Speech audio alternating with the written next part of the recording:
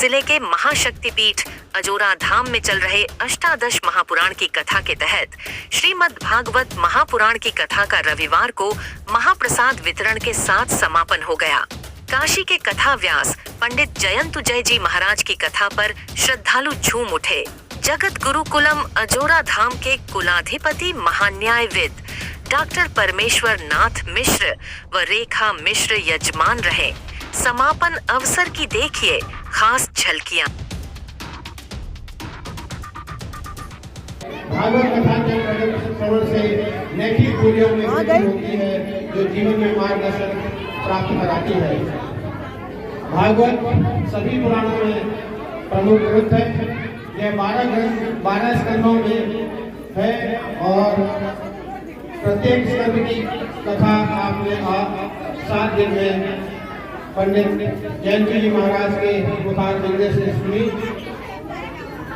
अजोरा धाम के कुलाधिपति ने यह प्रयास किया है कि जो यह प्रतिवर्ष वार्षिक समारोह होता था, यह 3 दिन का था, अब यह 7 दिन का वार्षिक समारोह होगा और प्रतिवर्ष एक पुराण का यहाँ पर वाचन होगा और कथा श्रवण का लाभ आप प्राप्त करेंगे।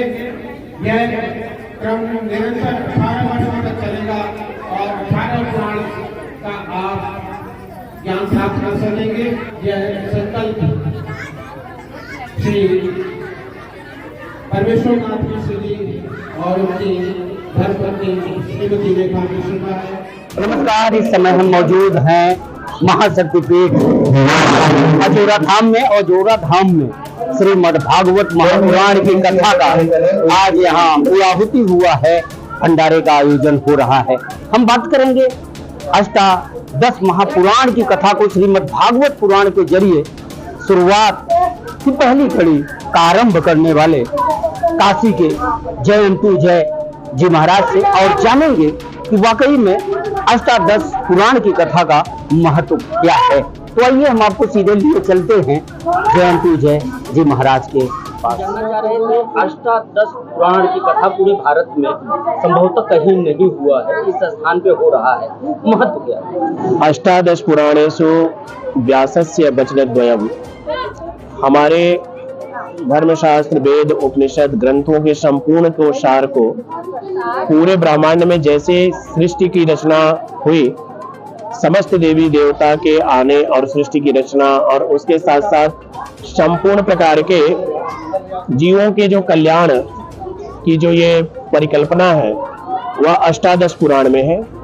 इस पुराण के माध्यम से संपूर्ण जगत की रक्षा होती है और इस पुराण के सुनने से हमें ये पता होता है कि हमारा धर्म क्या है, हमारा ग्रंथ क्या है और हमें किस प्रकार से जीवन जीना चाहिए और हमें अपने जीवन को जीने के बाद कैसे परमात्मा में लीन होनी चाहिए और कैसे इस शरीर के त्यागने के बाद भी हमें ईश्वर के पद की प्राप्ति हो, इस कामना के लिए यह अष्टादश पुराण है।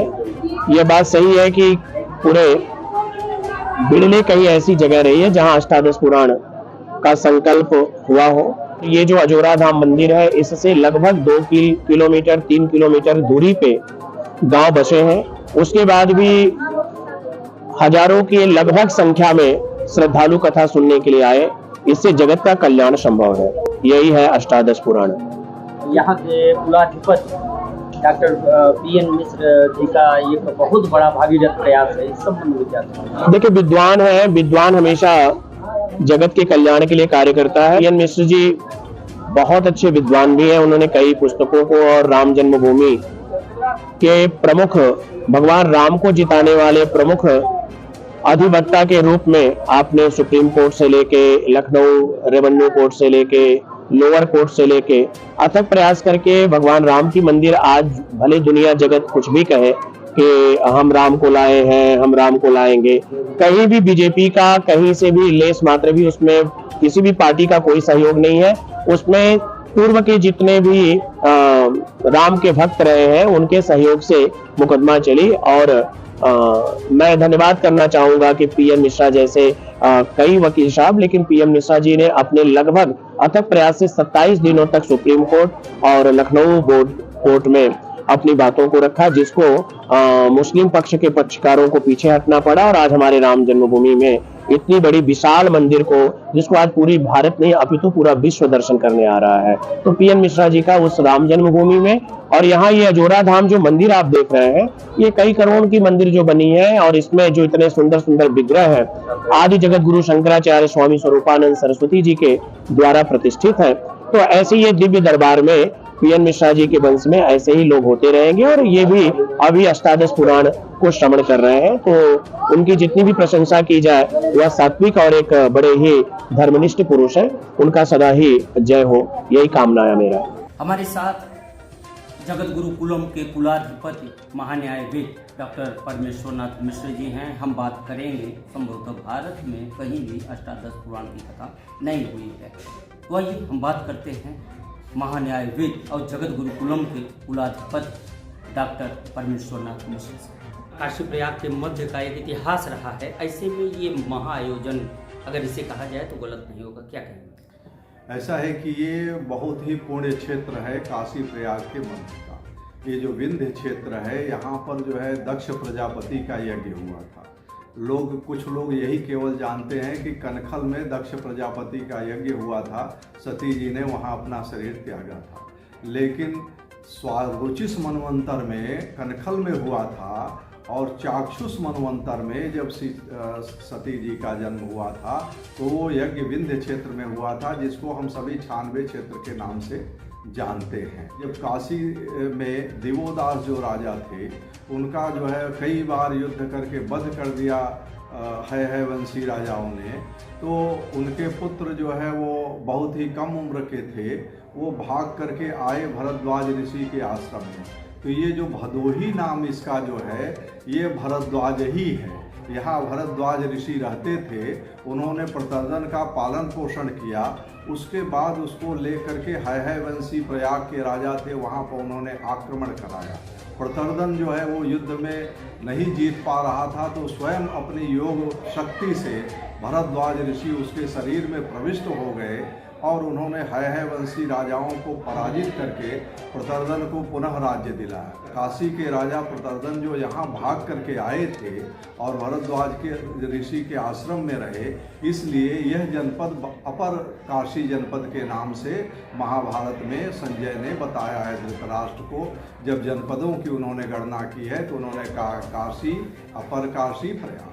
तो ये काशी प्रयाग के बीच का अपर काशी क्षेत्र है। भरद्वाज ऋषि ने जब है वंशियों को पराजित करवा दिया, तो प्रयाग में रहने लगे। इसीलिए रामायण कथा भी भरद्वाज ऋषि ने प्रयाग में याज्ञवल्क्य को रोक करके सुनी थी। पौंड्रक वासुदेव वो 4 भुजा लगा करके अपने को कहता था, मैं ही वासुदेव हूँ, कृष्ण वासुदेव नकली हैं। उसका वध कर दिया जब भगवान कृष्ण ने, क्योंकि भगवान शिव के आशीर्वाद से कृत्या निकली थी, इसलिए उसका प्रकोप भगवान शिव को भी सहना पड़ा, और पूरी काशी नगरी को जो है उस सुदर्शन चक्र ने जला दिया। और भगवान शिव जो है वहाँ से उन्होंने अपने त्रिशूल का भी संधान किया, लेकिन उनका त्रिशूल प्रभावी नहीं हुआ। तो वो काशी से जो है वो भाग करके आके यहाँ सिमराधनाथ में विराजे। तो यहाँ का अद्भुत इतिहास रहा है। अष्टादश पुराण तो केवल एक ही जगह हुआ था, जहाँ पर नैमिषारण्य में सौनक जी, सूत जी, एक ने कथा सुनाया, एक ने सुना, बाद में वहीं से कथा प्रचलित हुई। अन्य जगह किसी भी शास्त्र में, पुराणों में, भारतवर्ष में कहीं भी 18 पुराण एक जगह होने का उल्लेख नहीं मिलता है। जब काशी में था तो भगवान शिव की ऐसी प्रेरणा हुई कि आप अजोरा धाम में 18 पुराणों का श्रवण सबको करवाएं, अपने भी कथा श्रवण करें। तो उस क्रम में पहली बार हमने ये भागवत कथा का श्रवण किया है और लोगों को कराया है। अजोरा धाम का जो वार्षिक उत्सव 3 दिन का होता था, अब वो 7 दिन कर दिया गया है। उसमें प्रतिवर्ष एक पुराण का होगा, और शीघ्रता से लोग श्रवण कर सकें, हम भी श्रवण कर सकें, क्योंकि आयु कम होती है, इसलिए एक वर्ष में 2 सत्र भी हो सकते हैं, 2 पुराणों का भी श्रवण हो सकता है, ऐसी इच्छा।